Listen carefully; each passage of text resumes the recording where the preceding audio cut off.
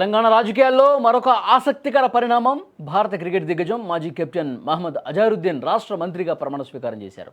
రాజ్భవన్ వేదికగా జరిగిన ఈ కార్యక్రమంలో రాష్ట్ర గవర్నర్ జిష్ణుదేవ్ వర్మ అజారుద్దీన్తో ప్రమాణం చేయించారు. ఈ కార్యక్రమానికి రాష్ట్ర ముఖ్యమంత్రి రేవంత్ రెడ్డితో పాటు మంత్రివర్గ సభ్యులు, ఉన్నతాధికారులు హాజరయ్యారు.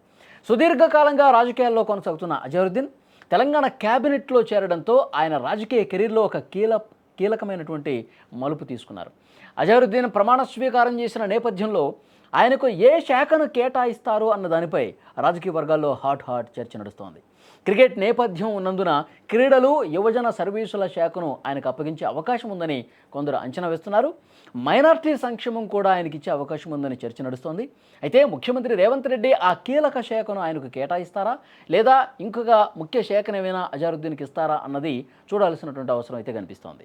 అజారుద్దీన్ తన రాజకీయ ప్రస్థానాన్ని 2009వ సంవత్సరంలో కాంగ్రెస్ పార్టీలో ప్రారంభించారు. ఉత్తరప్రదేశ్లోని మొరాదాబాద్ లోక్సభ నియోజకవర్గం నుంచి పోటీ చేసి ఘన విజయం సాధించారు. పార్లమెంట్లో అడుగుపెట్టారు. క్రికెట్ ఐకాన్ హోదా, ముస్లిం మైనార్టీల మద్దతు ఆయనకి మొదటి విజయాన్ని అందించాయి. ఇక రెండోసారి ఆంధ్రప్రదేశ్లో పోటీకి దిగాలని చూసినా కుదరక రాజస్థాన్లోని టోంక్ సబాయి మాధోపూర్ నియోజకవర్గానికి మారారు. అయితే 2014 ఎన్నికల్లో దేశవ్యాప్తంగా వచ్చిన మార్పుల కారణంగా ఆయన ఓటమి పాలయ్యారు. తర్వాత ఆయన తన సొంత రాష్ట్రమైన తెలంగాణ రాజకీయాల మీద దృష్టి పెట్టారు. హైదరాబాద్ క్రికెట్ అసోసియేషన్ అధ్యక్షుడిగా ఎన్నికవడం ద్వారా తన రాజకీయ పట్టును నిలుపుకునే ప్రయత్నం చేశారు. 2018లో టీపీసీసీ వర్కింగ్ ప్రెసిడెంట్గా కూడా ఆయన నియమితులైనటువంటి పరిస్థితి ఉంది. 2019లో ఎన్నికల సమయంలో ఆ తర్వాత కూడా ఆయన సికింద్రాబాద్ లేదా మలక్పేట వంటి హైదరాబాద్ కేంద్ర స్థానాల నుంచి పోటీ చేయాలని ఆసక్తి చూపించారు. 2023 తెలంగాణ అసెంబ్లీ ఎన్నికల్లో కాంగ్రెస్ తరఫున జూబ్లీహిల్స్ నియోజకవర్గం నుంచి ఆయన పోటీ చేసిన పరిస్థితి. రాష్ట్రంలో కాంగ్రెస్ గెలిచి అధికారంలో వచ్చినప్పటికీ జూబ్లీహిల్స్ స్థానం మాత్రం ఆయన ఓటమిని చవి చూసిన పరిస్థితి. అక్కడ బీఆర్ఎస్ అభ్యర్థి మాగంటి గోపీనాథ్ గెలిచారు. ఇప్పుడు ఆయన మరణంతో మళ్ళీ ఇక్కడ ఉప ఎన్నిక అనివార్యమైనటువంటి పరిస్థితి ఉంది. ఇప్పుడు ఆయన ఉప ఎన్నిక వస్తున్నటువంటి నేపథ్యంలో కూడా మళ్ళీ పోటీ చేయాలని భావించారు అజారుద్దీన్.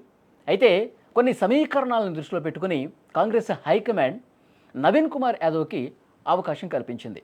అప్పుడే ఆ అవకాశం నవీన్కి ఇచ్చేటప్పుడే మిమ్మల్ని ఎమ్మెల్సీ చేస్తాం, మంత్రిగా చేస్తామని చెప్పి హామీ ఇచ్చింది కాంగ్రెస్ హైకమాండ్. ఆ హామీని నిలబెట్టుకునే దాంట్లో భాగంగా మొన్న ఈ ప్రకటన చేశారు.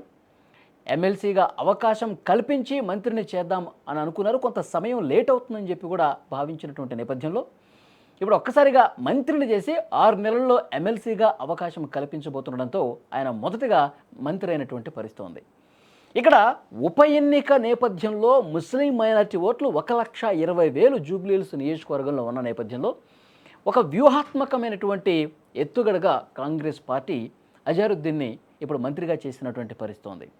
సో ఈ సమీకరణాలన్నీ కూడా ఈ ఉప ఎన్నికకి కలిసి వచ్చే అంశాలుగా చెప్తా ఉన్నారు. ముఖ్యంగా క్రీడాభిమానులకు ఇది ఒక శుభవార్త. ఎందుకంటే అంతర్జాతీయ క్రికెట్లో గొప్ప పేరు సంపాదించిన వ్యక్తి రాష్ట్ర మంత్రివర్గంలో భాగం కావటం ఇదే ఫస్ట్ టైం. సో డెఫినెట్గా ఆయన శాఖకు సంబంధించి ఇంకా క్లారిటీ రావాల్సి ఉంది. ముఖ్యమంత్రి రేవంత్ రెడ్డి గారు ఏ శాఖ ఇస్తారు అన్నది చూడాల్సిన అవసరం ఉంది. Do swear in the name of Allah that I will bear true faith and allegiance to the Constitution of India as by law established, that I will uphold the sovereignty and integrity of India, that I will faithfully and conscientiously discharge my duties as Minister for the state of Telangana, and that I will do right to all manner of people in accordance with the Constitution and the law, without fear or favor, affection or ill will.